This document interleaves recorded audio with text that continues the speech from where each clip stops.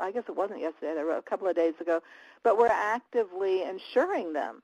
The federal government is effing insuring them, which is unbelievable that we have such stupid policymakers so dominated by greed. Well, I'm going to go off in a tirade. That's not going to be very helpful.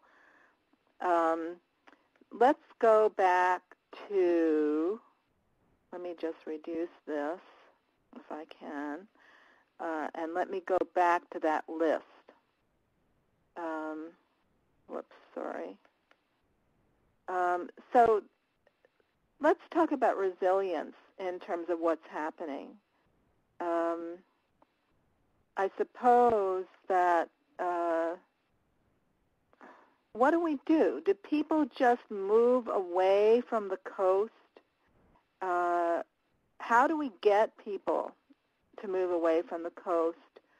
Michelle Dion used to say, well, it is going to be the insurance people, but because they won't insure property. But if the federal government goes on insuring people, then they'll just keep rebuilding. Well, I think that has to stop, obviously. So, and there's also the, quite frankly, there are two things happening here. One is that if someone can get insurance, then